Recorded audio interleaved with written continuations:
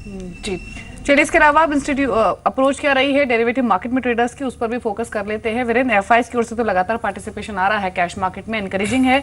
कल के सत्र में भी उन्होंने 400 साढ़े 400 करोड़ के आसपास से खरीदारी की है, लेकिन कल हमने 7500 के ऊपर क्लोज किया है, स्पेशली लास्ट आवर्स में अच्छे वॉल्यूम्स के साथ। अब जो नेक्स्ट इंपॉर्टेंट लेवल होगा वो कौन सा होगा? 7550 के ऊपर जाने की, उसके ऊपर सस्टेन करने की प्रोबेबिलिटी कितनी लग रही है अगर डेरिवेटिव स्टैटिस्टिक्स को भी देखें? देखिए दीपाली, एफआईएस के आंकड़े तो बहुत अच्छे हैं। अगर मैं सिर्फ एफआईएस के आंकड़ों को देखूं, उसी पर आइसोलेशन में उसी को अकेले देखकर रणनीति बनाऊं, तो वो तो बहुत अच्छे हैं, नो डाउट।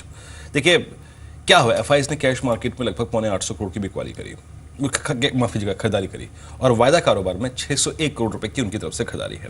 यानी दोनों ही बाजारों में, कैश मार्केट पे, फ्यूचर्स में उनकी तरफ से खरीदारी है।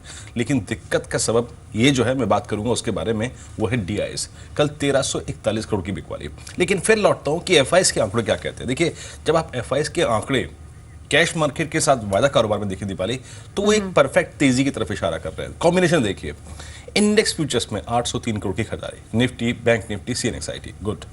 आपने कैश में भी खरीदा, आपने इंडेक्स भी खरीदा। इंडेक्स ऑप्शंस में 567 करोड़ की बिकवाली, और जहां तक स्टॉक फ्यूचर्स है वहां पे करीब करीब, इस आंकड़े को थोड़ा सा हटाइए, मैं थोड़ा सा दूसरे आंकड़े पे आता हूं एग्जैक्टली। अब देखिए, एफआईएस के आंकड़े अच्छे हैं।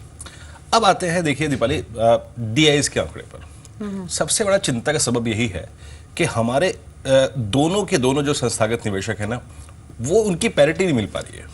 मेरे को डर सिर्फ इस बात का लगता है कि ये जो सेलिंग आ रही है डीआईएस की तरफ से, किसी बड़ी सेलिंग में ना तब्दील हो जाए। आप देखिए, सिर्फ 2 सेशंस में, कल और परसों के सेशन में उन्होंने लगभग 2000 करोड़ से ज्यादा की बिकवाली करी है। ये चीज परेशान कर रही है। लेकिन अगर आप निफ्टी फ्यूचर्स पे आए, एफआईएस के आंकड़े अच्छे, डीआईएस के आंकड़े खराब, लेकिन सेंटीमेंट अगर आप स्टैटिस्टिक्स वाइज देखें तो वो अच्छे नजर आ रहे हैं। देखिए, कल मैं शॉर्ट था, और अगर हमने शॉर्ट की राय दी थी, और सबसे महत्वपूर्ण लेवल था 74.30। अगर आपने कवर कर ली है तो ठीक है। हमने परसों शॉर्ट करवाया था, कहां पे, किस ट्रैजेक्टरी में? 75.30, 75.20, 75.10 की रेंज पे। तो अपने स्टॉप लॉस को आप संभाल लीजिए। याद रखिए 75.50 और 75.80। अगर 80 रखें आप स्टॉप लॉस तो ज्यादा अच्छा है। जैसे कि मानस ने कहा कि उनके लॉन्ग्स का टारगेट क्या है, 75.50, तो आप 75-80 के आसपास अपना स्टॉप लॉस रखिए। क्या हुआ दिवाली, आप कल देखिए कॉल ऑप्शंस में, पुट ऑप्शन में, जरा कॉल की साइड को रखिएगा। 7500 की कॉल में 55,000, 7600 की कॉल में करीब 4.25 लाख, और 7700 की कॉल में 361। तो बिल्डअप काफी अच्छा शुरू हो गया है, और 7500 की कॉल सबसे ज्यादा ओपन इंटरेस्ट लेके खड़ी है दीपाली। और इसके ऊपर 80 पॉइंट और जोड़ दीजिए जो प्रीमियम से उसके। अगर हम 75-80 की ट्रैजेक्टरी को पार करते हैं तो बाजार में एक मोमेंटम फिर बनेगा, उसमें शॉर्ट कवरिंग भी थोड़ी शामिल हो जाएगी।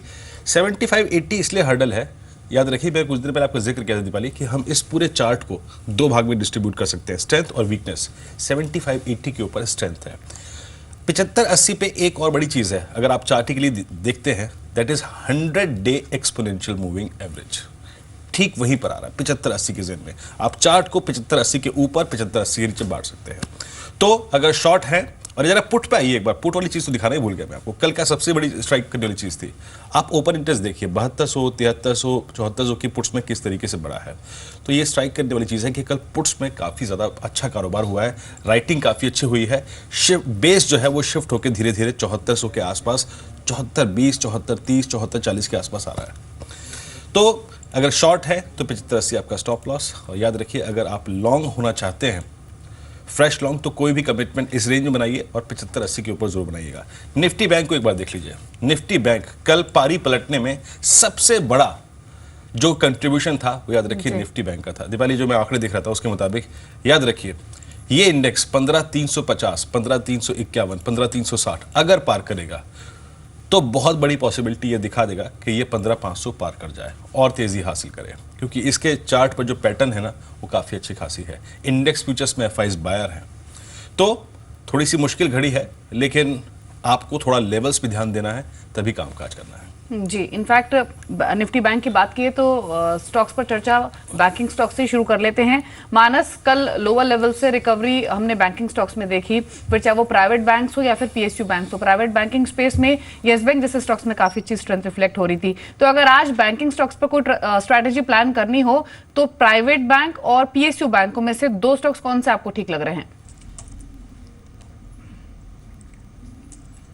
देखिए, दोनों ही चार्ट्स पे तो अच्छे लगते हैं, चाहे वो पीएसयू बैंकिंग हो जो कि काफ़ी पिटे हुए हैं और प्राइवेट बैंकिंग, जहां पर काफ़ी गिरावट नहीं देखने को मिली है।